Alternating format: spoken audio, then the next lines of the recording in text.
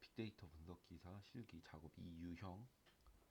실제 그 시험 환경으로 제시된 구름 환경에서 문제풀이 한번 해보도록 하겠습니다. 관련 링크는 그 데이터 진흥원 홈페이지에서 확인하실 수 있고요. 지금 이제 들어오시면 이런 식으로 구성이 되고, 오른쪽에선 이제 파이썬과 R 언어를 선택할 수 있고요. 이번 시간은 파이썬으로 문제를 풀어보도록 하겠습니다. 여기 옆에 보면은 이제 실행과 제출 버튼이 있고, 이제 코딩을 하면서는 실행 버튼을 되게 자주 눌러서 이제 그때그때마다 실행 결과를 확인하면서 작업을 하시게 될 거예요.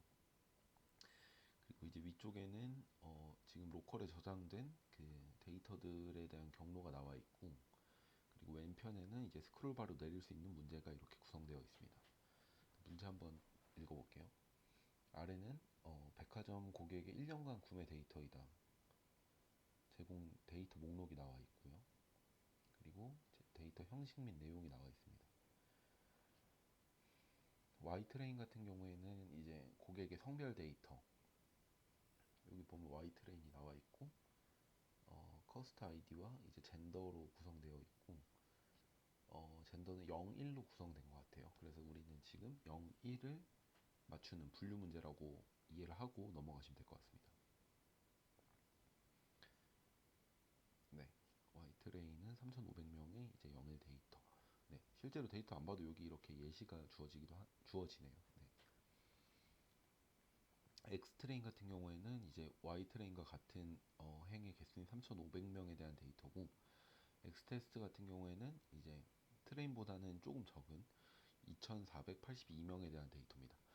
X트레인 데이터 같은 경우에는 이제 커스트 아이디와 총 구매액, 최대 구매액, 환불 금액, 주구매 상품, 주구매 지점, 내점 일수, 건수, 주말 방문 비율, 뭐 구매 주기 이런 데이터들이 있고, 뭐 실제로 이제 하나하나 살펴봐야겠지만 주어진 정보만으로 확인했을 때는 이제 여기 이제 결측치가 보이고, 그리고 요 두 컬럼은 이제 스트링 형식의 컬럼이 될 것 같고요.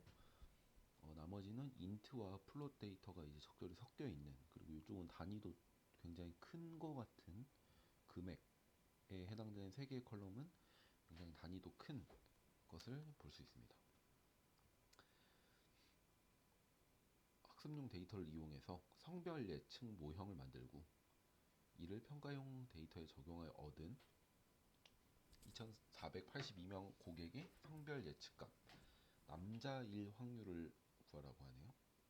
다음과 같은 형식으로 제출하시오. 평가 방식은 이제 ROC, AUC 평가 지표에 따라 채점을 한다고 합니다. 유의사항으로는 성능이 우수한 예측 모델을 구축하기 위해서는 뭐 이런 것들이 수반되어야 한다. 필수라는 얘기는 안 하고 있고요. 저장할 때 이제 양식 가이드가 주어지네요. 수험번호 .csv 파일로 저장을 하고, 평가는 이런 식 채점. 네, 이런 식의 내용입니다. 우선은 성별 예측하는 모델 분류 문제고, 남자일 확률을 구하는 거네요. 여기서 보면 고객의 성별이 기존에 1이 남자로 주어졌으니까 1일 레이블이 1일 확률을 구하는 그런 문제라고 생각을 하면 될 것 같습니다.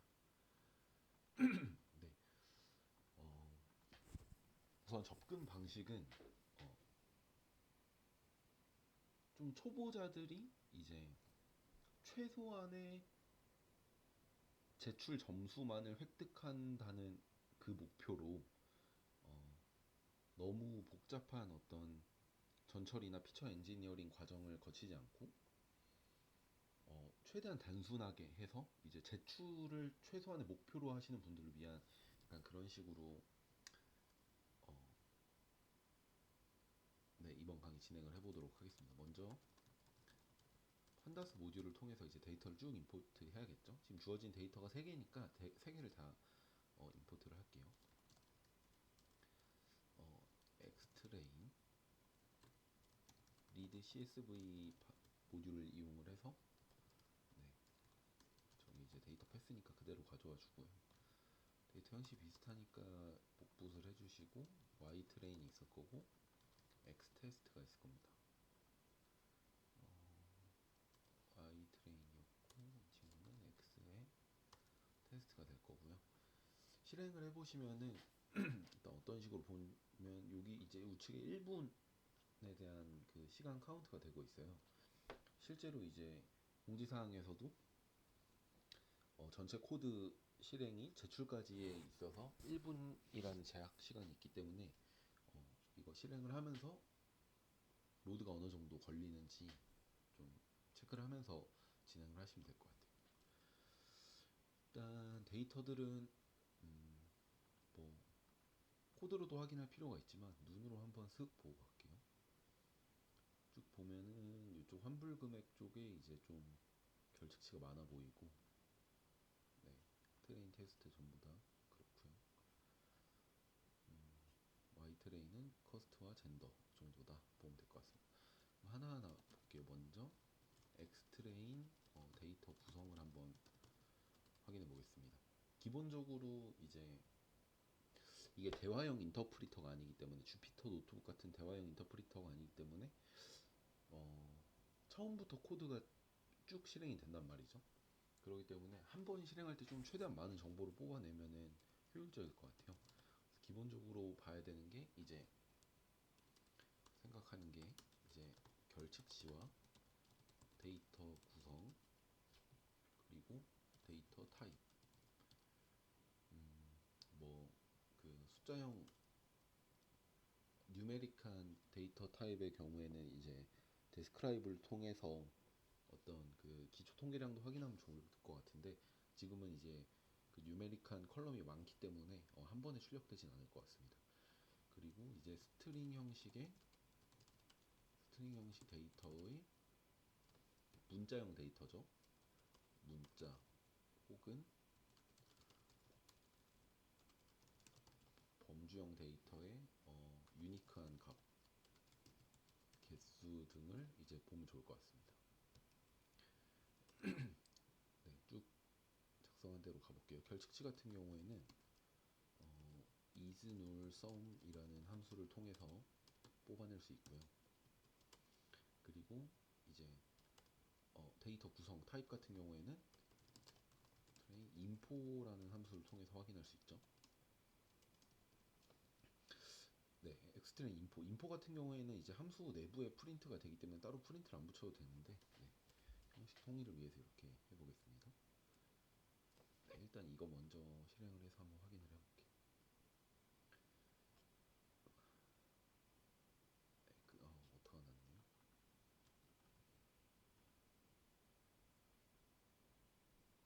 네, 여기서 보면은 이제 여기까지가 이준을 썸이고요. 그러니까 결측치 개수겠죠. 쭉 컬럼이 나오고 거기에 대한 결측치 숫자가 나오는데 대부분이 0으로 나와 있고 하나 환불 금액만 이제 2,295개가 이제 결측치라고 나와 있습니다. 보면은 전체 데이터가 3,500개라고 했기 때문에 2,200개, 2,300개면은 이제 60% 후반이 퍼센트의 비중의 데이터가 이제 결측치라는 거죠. 이런 거는 어떤 그 결측치를 그 대치하는 것보다는 이 정도 비율로 결측치라면 날려버리는 게 좋을 것 같습니다. 일단 드랍컬이라는 변수를 만들어 놓고 하나를 일단은 물, 금, 물 금액을 날리겠다. 일단 이렇게 변수를 하나 만들어 놓고요. 네, 결측치는 이 정도면 된 것 같고 그리고 인포 같은 경우에는 이제 각 컬럼의 어떤 전체 데이터 수, 네, 전체 데이터 수와 이제 데이터 타입을 확인할 수 있는데 지금 보면은 3,500개 데이터가 쭉 있는데 위에서 확인했던 것처럼 환불 금액이 1,205개 데이터만 이제 난누리라고 확인할 수 있고 대체로 다 인트 플롯으로 구성되어 있고 두 개만 이제 오브젝트 즉 이제 문자형 스트링 형식의 데이터라고 확인을 할 수 있었습니다. 그럼 이제 이 두 가지가 문자형 데이터고 요거는 이제 제가 데이터 그 기본적인 통계 범주형 데이터 확인할 때 쓰는 구문인데 지금 이제 두 개로 나왔기 때문에 이 두 개를 넣어주고요. 여기서 어떤 타겟 데이터를 선언을 해줄 거예요. 이거는 엑스트레인에서 이제 특정 컬럼, 이 두 개 컬럼을 반복문으로 하나씩 가져오겠다는 거고, 이 컬럼에 대해서 타겟팅이 되는 어떤 데이터 프레임을 만들겠다는 거죠. 그러니까 이 구문만 보면은 엑스트레인에서 첫 번째는 주 구매 상품의 컬럼의 데이터만을 어떤 타겟 데이터로 보겠다라고 볼 거고, 여기서 이제 프린트를 쭉 해볼 건데 어떤 컬럼 이름과 여기서 타겟되는 이제 그 데이터에 n 유니크 함수를 쓸 겁니다. n 유니크 같은 경우에는 범주형 데이터 프레임에서 유니크한 그 범주의 개수를 알려줘요. 그리고 또 하나 할 거는 밸류 카운트, 몇 개 정도씩 이렇게 묶이는지를 볼 거고, 반복문이기 때문에 프린트 하나를 더 둬서 빈 공간을 만들어서 이제 다음 거를 또 반복적으로 확인할 수 있도록 두려고 합니다. 이 위쪽에 이제 프린트했던 것들은 잠시 주석을 처리하고요. 주석 처리 이거는 이제 커맨드 컨트롤이겠죠. 플러스 이제 요거 슬라이드, 네, 요 두 개 누르면 됩니다. 맥북에서는 이제 커맨드 플러스 이제 요거 슬라이스 물음표 표시죠. 네, 요 두 개 눌러주면은 특정 구간을 지정해서 한 번에 주석 처리를 할 수 있습니다. 네, 뭐 이건 순수한 팁이고 그냥 앞에 샵 붙이셔도 돼요. 네, 그럼 이거는 이제 다시 실행을 해보면 네, 첫 번째로 주 구매 상품에 대한 컬럼이었고, 여기에서는 유니크한 그 값들이 총 42개가 있다는 거예요. 주 구매 상품의 정보들이 이렇게 쭉 나올 텐데 이거의 전체 개수가 42개라는 거고, 각각의 이제 제품 같은 경우, 예를 들어 기타인 경우에는 전체 3,500개 중에 595개, 가공식품 같은 경우에는 546개의 데이터가 있다, 이렇게 보시면 될 것 같아요. 악기 같은 경우에는 두 개 데이터밖에 없네요. 3,500명 중에 두 개의 데이터. 이거는 굉장히 어떤 임밸런스한 데이터이기 때문에 이게 어, 모델 학습에 있어서 되게 크리티컬한 어떤 중요한 요소가 될 수도 있지만 상대적으로 그럴 확률은 낮다라고 보시면 될 것 같아요. 네, 두 번째 스트링 컬럼인 이제 죽음의 지점 같은 경우에는 유니크한 값이 24개. 그 전체 24개는 여기 본점, 잠실점, 분당점 쭉 해서 24가지가 되고, 그 각각의 밸류들은 이제 본점 같은 경우에는 1077개, 거의 30%가 이제 본점에서 구매한 데이터다, 뭐 이런 식으로 볼 수 있겠죠. 네. 이걸 보고 이제 어떤 생각이 들어야 되느냐, 어, 범주형 데이터 같은 경우에는 이제 모델을 그대로 들어갈 수가 없어요. 어떤 식으로든 수치형으로 바꿔야 되는데, 수치형으로 바꾸는 방법은 두 가지가 있죠. 이제 라벨 인코딩이 있고, 그리고 어, 네, 원핫 인코딩이 있습니다. 각각의 개념에 대해서는 이제 필기 때 충분히 공부를 하셨으니까 이해를 하고 계실 거라고 보고요. 어떤 이런 모델링 하는 데 있어서 범주형을 이제 그 바꾸는 데 있어서 라벨 인코딩보다는 원핫 인코딩이 조금 더 정석적인 방법이에요. 왜냐하면 각각의 피처에 대한 어떤 가중을 주겠지 않기 때문에. 반대로 라벨 인코딩 같은 경우에는 숫자를 1부터 뭐 1, 2, 3, 4 이렇게 증가하면서 어떤 그 문자형 변수 자체를 어떤 그 증감이 있는 그 뉴메릭한 타입으로 바꾸기 때문에 거기에서 생기는 어떤 이슈가 있을 수 있어요. 그렇기 때문에 정석으로 갈 때는 원핫 인코딩인데, 원핫 인코딩 같은 경우에는 이제 결측치를 포함한 이슈가 있을 수 있어서 라벨 인코딩이 조금 더 편하고, 그리고 좀 쉽게 접근할 때는 라벨 인코딩을 쓰면 된다. 그리고 이 차이를 모델로 커버를 칠 수가 있어요. 그 앙상블 모델로 알려진 이제 랜덤 포레스트 같은 경우에는 원한 인코딩과 라벨 인코딩에 이제 큰 차이가 있긴 하지만 큰 차이는 없도록 이제 모델이 알아서 분류를 해준다. 고, 네, 그런 장점이 있기 때문에 초보자들이 접근하기에는 라, 어, 랜덤 포레스트를 쓰는 조건으로 라벨 인코딩을 하자. 네, 이렇게 접근하시면 될 것 같습니다. 모델 관련해서 조금 더 얘기를 하자면은 이제 이거는 범주형 변수에 관한 이야기였고, 수치형 변수 같은 경우에는 이제 스케일링을 해줘야 되잖아요. 스케일링을 해줘야 어떤 그 정말 스케일이 다른, 지금 이제 데이터 같은 총 구매액, 뭐 이런 100만 단위, 1000만 단위의 구매액과 내점 일수, 뭐 10단위, 1단위의 요 두 컬럼 간의 어떤 그 간극을 줄이기 위한 어떤 스케일링이 필요한데, 앙상블 모델인 이제 랜덤 포레스트 같은 경우에는 어떤 그런 스케일링이 큰 효과가 없을 정도로 굳이 스케일링을 안 해줘도 된다. 이런 장점이 있어요. 스케일링을 안 해줘도 된다. 이 결론이 뭐냐면 초보자는 랜덤 포레스트를 쓰고 쉬운 라벨 인코딩을 통해 이제 원하드 인코딩과 스케일링 과정을 생략한다. 네, 요 말씀을 드리고 싶었습니다. 네,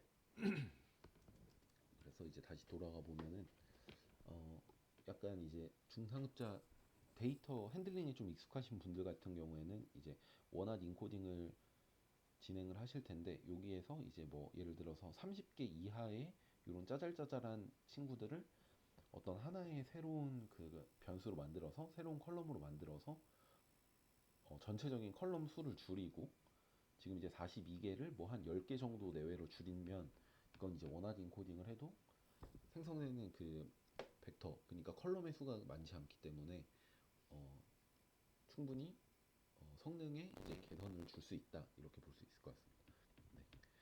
네. 지금은 이제 그 과정은 하지 않을 거고요. 네, 그렇습니다. 어쨌든 지금까지 한 작업의 의의는 이제 지금 범주형 데이터의 어떤 구성을 알아보기 위한 코드였다. 네, 이것도 이제 주석 처리를 해서 잠깐 넘겨놓겠습니다.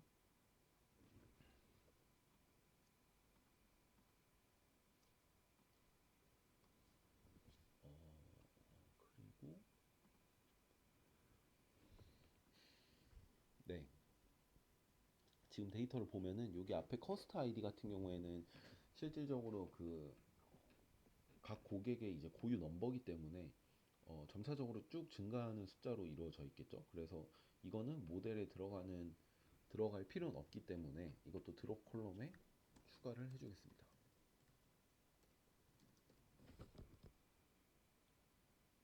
네, 그래서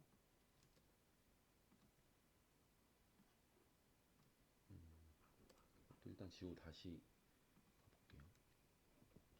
가볼게요. 드롭 콜럼을 지정을 해줬고, 지금 이제 x 트레인과 x 테스트 각각의 이제 데이터에서 드랍이라는 변수를 정하고 트레인에서 해당 컬럼을 날려주겠습니다. 컬럼을 날릴 때는 드랍이라는 함수를 쓰고 뒤쪽에 이제 컬럼스라는 파라미터에 이제 원하는 컬럼을 리스트 형식으로 넣어주면 되거든요. 이 포맷을 따라간다고 보시면 될 것 같고, 우리는 X 테스트에 대해서도 같은 작업을 해줄 거기 때문에 이렇게 해주면 이제 필요한 이제 데이터를 날리는 전처리 작업은 다 됐다라고 보시면 될 것 같아요. 이렇게 된다면은 이제 요 데이터에서 주 구매 상품과 아니지 여기 커스트 아이디와 환불 금액을 날려버린 나머지 하나 둘 셋 넷 다섯 여섯 일곱 여덟 개의 컬럼만 남은 데이터가 형성이 됩니다. 네, 네. 그리고 다음으로 해줄 작업은 이제 여기 범주형 컬럼을 라벨 인코딩을 해줄 거고요. 라벨 인코딩을 하기 위해서는 사이킨런의 이제 프리 프로세싱 내부에 있는 라벨 인코더를 임포트 해줍니다. 라벨 인코더를 임포트 해준 다음에 이렇게 L이라고 보통 이제 줄여서 축약어로 이렇게 변수를 지정을 해주고요. 각각에 대해서 L에 대해 먼저 주구매 상품에 대해서 핏을 해주고, 이 핏 해준 거를 바꿔줄 거예요. 다시 L을 불러서 트랜스폼 폼을 해줄 거고, 어떤 데이터를 할 거냐, 기존의 그 데이터를 바꿔준다. 다시 이 과정을 말하면, 먼저 모듈을 임포트하고 그 모듈을 정의를 해준 다음에 학습을 시키는 거죠. 그러니까 학습이라기보다는 실제로 레이블 인덱스를 매핑을 시키는 과정이고, 엑스트레인의 주구매 상품은 여기 있는 이제 기타 스포츠 있는 요 구매 상품의 어떤 범주에 대한 그 밸류 값이고, 이거를 이제 라벨 인코딩에 핏을 시켜놓고 이 친구를 다시 트랜스폼 변환을 시키는 거죠. 학습을 하고 그걸 이제 학습 변환된 결과값으로 뽑고, 그 결과값을 원래 있던 주 구매 상품에 그대로 집어넣는 과정입니다. 이건 이제 P 트랜스폼을 하게 되면 한 번에 되는데, 굳이 이렇게 나눈 이유는 이제 이 과정을 우리는 학습 실제 결과 제출할 테스트 드랍에 대해서도 실행을 해줘야 돼요. 같은 라벨 인코더에 대해서. 그렇기 때문에 이렇게 데이터를 뽑아줬고요. 한번 출력을 해보면, 이제 실제로 주 구매 상품은 원래 기타 스포츠 기타 뭐 이런 식으로 표현이 돼야 되는데, 이렇게 이제 레이블이 된 것을 확인할 수가 있습니다. 네. 그러면 우리는 지금 학습과 테스트하는 데이터에 전부 다 불필요한 컬럼을 제거했고, 그리고 뉴메릭한 그 데이터들만 남아 있어요. 우리는 지금 학습할 준비가 되어 있습니다. 여기에서 한 걸음 더 가자면, 아까 얘기했던 이제 스케일링 과정을 해주면 되는데, 초보자분들은 안 해주셔도 랜덤 포레스트가 다 해결해 줄 수 있다. 시험 합격하는 정도의 이제 모델 결과는 나올 수 있다라고 생각하시면 될 것 같아요. 네, 그래서 이제 실질적으로 모델을 한번 구성을 해볼 건데요. 모델 구성에 앞서서 우리가 이제 그 트레인 데이터로 주어진 이 데이터를 모델 학습을 하기 위한 어떤 테스트 트레인 셋을 한 번 더 분리를 할 거예요. 그러니까 트레인과 어떤 밸리데이션 셋으로 구분을 하는 거죠. 네, 실제로 테스트할 데이터는 여기 있는 거고, 그러기 위해서는 이제 또 사이킨런의 모델 셀렉션이라는 내부 함수에서 트레인 테스트 스플릿이라는 함수를 쓸 거예요. 요거 같은 경우에는 이제 저도 잘 외우진 않는데, 요 모델 임포트 하는 거 정도는 외워주시고, 여기에서 이제 트레인과 테스트를 분리하는 그 코드는 잘 외우지 않아요. 이때 헬프 함수를 써서 그 베이스가 되는 코드를 한번 확인해 보겠습니다. 뭐 지금 이렇게 쭉 돌리면 위에 과정을 다 하는 건데 금방 도는 거니까 쭉 그냥 돌릴게요. 이 모듈을 어떻게 활용해야 되는 건지 헬프 함수를 쓰면은 그 예시가 쭉 나와요. 여기에서 이제 봐야 되는 건 요걸 이제 복붙해서 써주시면 됩니다.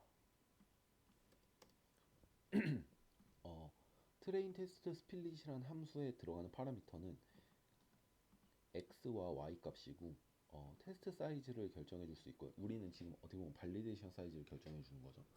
그리고 랜덤 스테이트 같은 경우에는 반복했을 때 고정이 될 수 있도록, 네, 이 랜덤 스테이트는 들어가야겠죠. 네. 그래서 여기서 보면은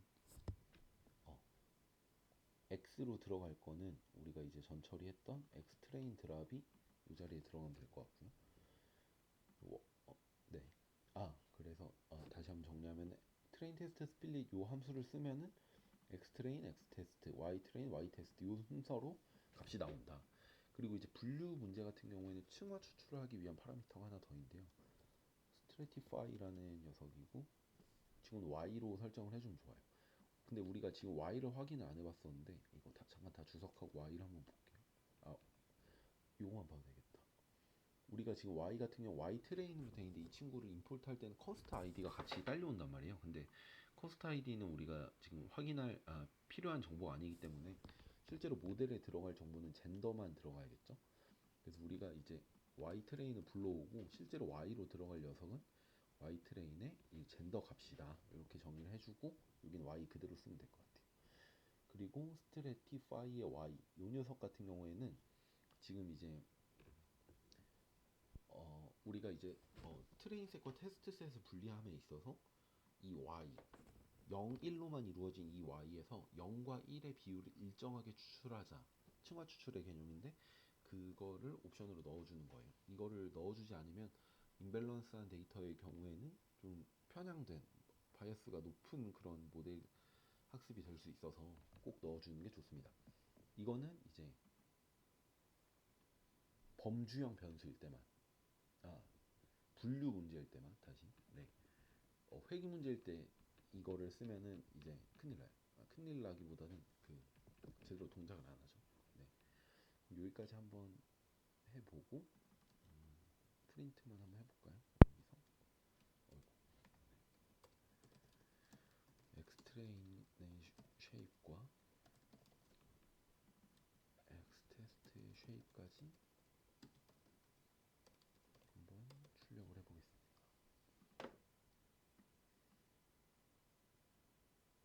에러가 나네요. 트레인이 정의가 안 돼 있다. 네. Y 트레인이겠죠. 네, 이렇게까지 나왔습니다. 여기서 보면 2345개가 이제 트레인 셋, 1155개가 밸리데이션 셋으로 우리가 이걸로 학습을 하고 그걸로 모델 평가를 할 거예요. 그리고 그걸로 만들어진 모델을 통해서 실제로 제출할 테스트 셋을 학습시켜서 그 값을 이제 매핑해서 제출한다. 이렇게 보시면 될 것 같아요. 이제 학습 셋은 준비가 됐고 모델을 만들어야 되잖아요.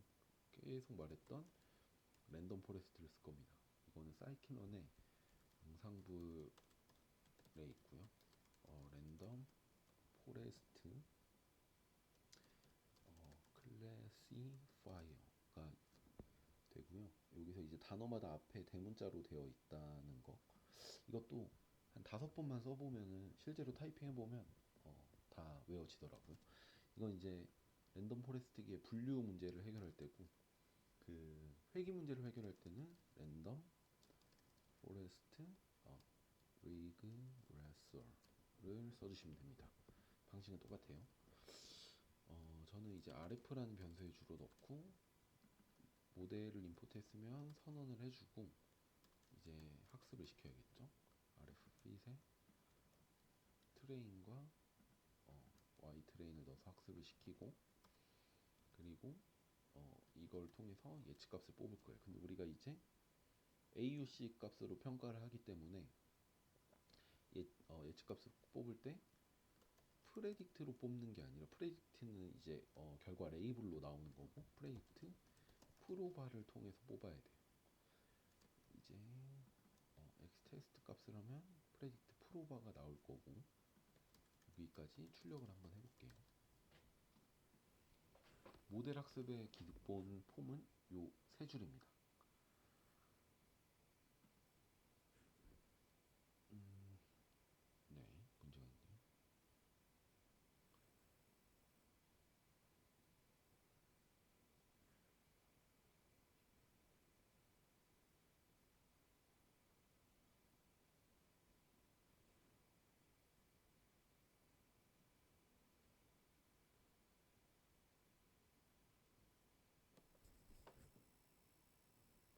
아하,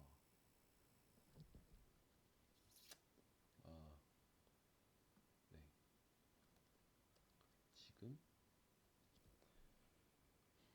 주 구매 상품에 대해서만 인코딩을 해줬는데 주 구매 지점에 대한 인코딩이 빠졌네요. 그래서 똑같은 그 컬럼에 대한 인코딩 과정을 RE2라고 이제 선언을 해서 똑같이 해줄게요. 반복적으로 해주고 우리가 하려고 하는 것은 주 구매 지점이다. 이제 돌아가겠다. 네.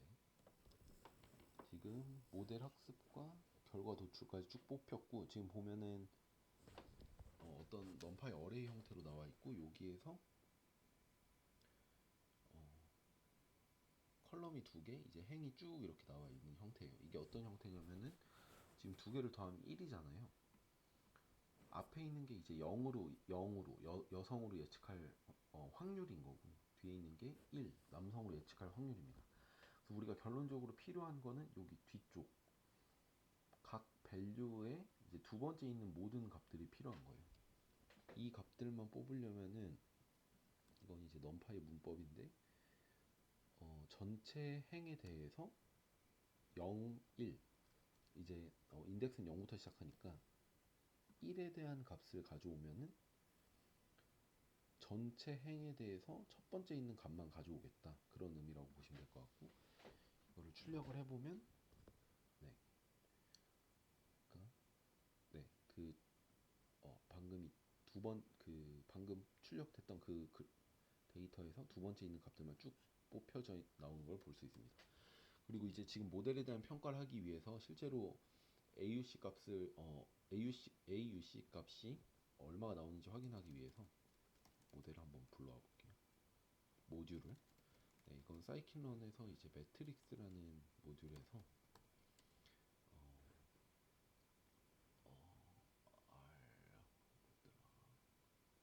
ROC AUC 스코어. 네, 이 녀석을 불러오면 됩니다. 스코어를 불러오고 이 친구 같은 경우에는 true와 y 프레딕 값을 넣어줘야 돼. 그러니까 실제 참값과 예측한 확률 값을 넣어주면은 계산을 해줘요. 프레딕 값은 우리는 이 녀석이었고 y true 값 같은 경우에는 이제 여기서 y 테스트 친구겠죠. 이거를 프린트 해주면은 0에서 1 사이에 정확히는 0.5에서 1 사이에 AUC 값을 뱉어냅니다. 또 이슈가 있네요. 매트릭스가 되겠죠.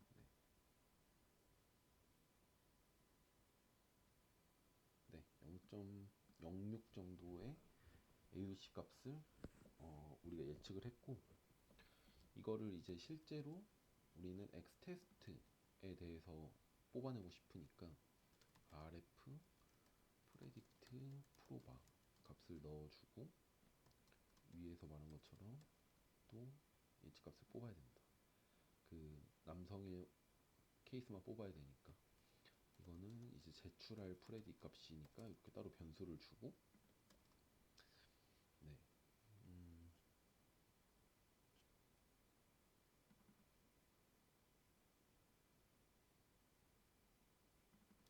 네. 그리고 우리는 이제 실제로 제출한 폼에서 보면은 커스트 아이디 값이 쭉 나와 있고 젠더 값이 이렇게 쭉 나와 있잖아요.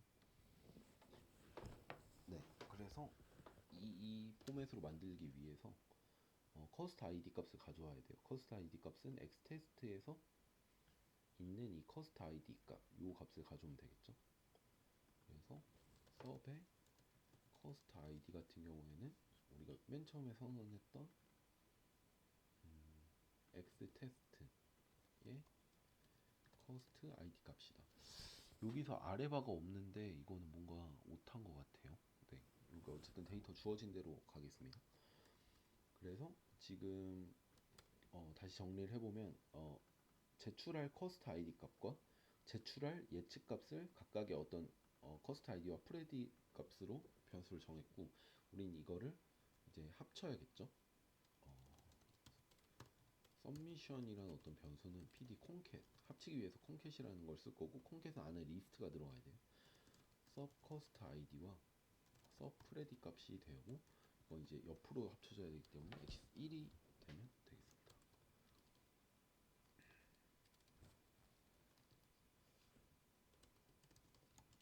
그래서 이걸 프린트 해주면은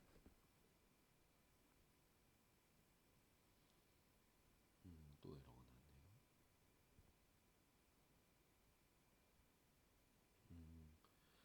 요 출력된 결과값이 이제 넘파이 형식이기 때문에 이 친구는 컨캣을 해주기 위해서 판다스 형태가 돼야 돼요. PD 데이터 프레임으로 만들어주고, 네. 그리고 어떤 서미션의 컬럼을 새로 정의를 해주는데, 우리가 기존에 알고 있던 커스트 아이디와 젠더 이렇게 하면 되겠다. 네. 컬럼을 이제 커스트 아이디와 젠더로 바꿔주는 거죠. 네, 그럼 이렇게 되면은 이제 커스트 아이디 젠더로 된 이런 포맷에 이제 그 결과값이 쭉 뽑히는 것을 확인할 수 있습니다. 이제 이 변수를 그대로 저장하면 되겠죠. to CSV를 이용을 할 거고, 저장하는 포맷은 수험번호, 뭐 이제 각자의 수험번호 CSV 형식으로 저장을 하시면 이제 끝이 납니다. 여기서 주의하실 게 인덱스 false를 넣어주시는 게 중요할 것 같아요. 이거를 넣지 않는다면은 요 앞에 있는 요 맨 앞에 있는 요 인덱스 값이 또 하나의 컬럼으로 들어가지거든요. 그래서 이 인덱스를 false를 넣어주시면 되고, 이렇게 되면은 이제 실질적으로 전체 과정이 끝나게 됩니다. 종료가 됐고, 방금 뭐 10몇 초 나왔던 것 같은데 1분까지는 충분히 여유가 있는 거 확인했고요. 이렇게 하면 이제 문제는 끝나는데 꼭 확인을 하셔야 돼요. 이게 여기까지 하고 하면은 저희가 그 저장되는 경로를 확인할 수가 없어요. 이 파일을 열어볼 수가 없어요. 저장되는 이 파일이 실제로 저장이 됐는지. 그래서 요거까지 한번 그 저장을 하고 이 친구를 다시 읽어와서 프린트 해보는 것까지 하는 게 좀 깔끔한 마무리라고 생각을 합니다. 저장한 거를 이제 다시 df라는 녀석을 불러와서 읽어왔더니 이제 전체 2482개고 포맷도 맞다. 그럼 이제 안심하고 제출하면 된다. 뭐 읽어오는 건 제출할 필요 없으니까 읽는 부분만 지워서 이제 제출하면은 네, 끝나겠죠. 네, 제출되었습니다. 뭔가 어 진짜 잘 됐나? 약간 그런 의구심이 드는데 뭔가 얘기를 안 해줘요. 그래서 이거 꼭 확인을 해줘야 돼. 마지막에 요 녀석을 지우고 한번 제출해볼까요? 마지막 저장하는 코드를 지우고 제출해도 제출이 돼요. 그러니까 꼭 네. 이것 때문에 이제 지난 2회차 때 많이 그 피보신 분들이 많았죠. 꼼꼼하게 확인하고 제출된 거 여기서 마무리하면 되겠습니다. 네, 이 정도 하면은 정리가 될 것 같고요. 다시 한번 간단하게 정리하면은 일단은 이 동영상은 초보자를 위해서 만들었고, 초보자들에게는 어떤 결칙치가 많은 컬럼은 날리고, 그리고 변수형, 범주형의 그 컬럼은 이제 원하드 인코딩이 아닌 라벨 인코딩을 한다. 그리고 이 라벨 인코딩을 했다는 그 마이너스 요소를 조금이라도 보완하기 위해서 랜덤 포레스트를 사용하고, 그리고 스케일링은 또 추가적인 작업이기 때문에 스케일링을 생략하기 위해서도 랜덤 포레스트를 선택하게 한다. 그리고 랜덤 포레스트로 이제 최소한 그 밸리데이션 셋을 분리해서 모델 학습과 모델 평가까지 진행을 하고, 그걸로 이제 예측한 결과를 도출하고 저장해서 제출한다. 제출 전에는 정말 꼼꼼히 잘 파일이 만들어졌는지 포맷에 맞게 만들어졌는지 확인하고 제출한다. 이 정도 확인하시면 될 것 같습니다. 네. 뭐 앙상블이라던가 여러 모델을 써서 앙상블을 한다던가 하이퍼 파라미터 튜닝까지 하게 되면은 초보자분들은 좀 버거울 수 있고, 그런 부분에 대해서는 이제 네, 이기적 카페에 조금 더 내용 보강 그런 것까지 원하시는 분들 위해서 내용 보충을 할 테니까 네, 어, 이 영상은 그 정도로 봐주시면, 초보자분들 코스로 봐주시고 이해를 해주시면 감사하겠습니다. 시간이 30분 좀 40분이 거의 다 돼 가는데, 마지막으로 하나만 더 말씀드리면은, 지금 어떻게 보면은 여기서 이제 아까 전에 모델을 학습하고 밸리데이션 셋으로 모델 평가를 했잖아요. 근데 그 모델 평가를 한 이유는 뭐냐면은 시험 보고 나와서 내 점수 내가 만든 모델이 대략적으로 어느 정도 수준에 있는가를 파악하기 위해서 확인을 한 거고, 점수를 조금이라도 더 올리고 싶다 그러면은 요거 나누는 거 하지 말고, 네, 요거 하지 말고 이 데이터 셋 그대로 학습을 시켜버리세요. x와 y, y를 조금이라도 학습 데이터를 많이 하기 위해서 밸리데이션 셋을 포기하고 전체 데이터 셋을 학습시킨다. 그리고 이 학습시킨 모델 그대로 뒤에 과정은 쭉 똑같이 해주면 성능 향상이 무조건 조금이라도 더 있습니다. 네. 학습된 데이터가 더 많기 때문에 정말 드물게 성능이 안 올라갈 수도 있는데, 빅분기 수준의 이제 그 문제를 내는 그런 수준의 시험에서라면 향상될 수밖에 없는 그런 데이터가 나올 거예요. 네. 그러면 이것으로 이제 마치도록 하겠습니다. 네. 어, 그 이기적 카페에 이런 식의 이제 작업 이유형을 위한 그 예제 문제가 10개 정도 있어요. 10개 다 다른 데이터셋으로 만들어 놨고 기본 베이스라인 코드는 만들어 놨으니까 한번 확인해 주시면 좋을 것 같고, 그 베이스라인 코드에 이제 그 본인이 생각하는 어떤 그 모델 향상을 위한 그런 방법들을 추가해서 조금 더 연구를 해서 마지막에 정리해 가신다면 좋은 결과 있을 것 같습니다. 모두 합격하시기 바랍니다. 네, 이상으로 마무리하도록 하겠습니다. 감사합니다.